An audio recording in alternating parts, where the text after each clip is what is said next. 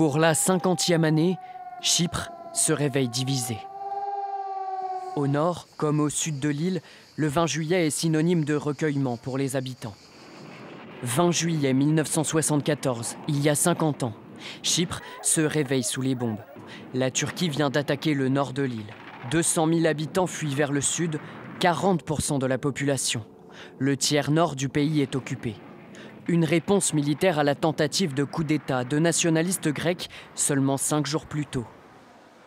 Depuis 1974, l'île est donc divisée. Au nord, la République turque de Chypre du Nord, fondée en 1983, seulement reconnue par la Turquie. Au sud, la République de Chypre, reconnue internationalement, membre de l'Union européenne depuis 2004. Deux autorités séparées par un no man's land, la ligne verte, une zone tampon où stationnent les forces de maintien de la paix de l'ONU. Les Nations Unies, justement, encouragent au dialogue depuis des années. 44 cycles de négociations ont eu lieu, sans succès. Aujourd'hui, la République turque de Chypre du Nord revendique la solution à 2 États. Comme la République de Chypre de 1960 est toujours exploitée par les Chypriotes grecs, qui disent que cette République de Chypre leur appartient à 100% et qu'ils sont en Europe, ils devraient au moins accorder leur souveraineté aux Chypriotes turcs.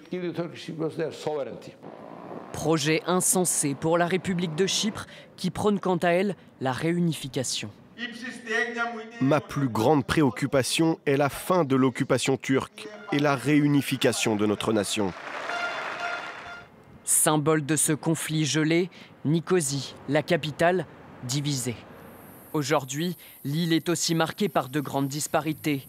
Entre le nord, placé sous embargo international qui vit sous perfusion de la Turquie, et le sud, membre de l'UE, 3 fois plus développé.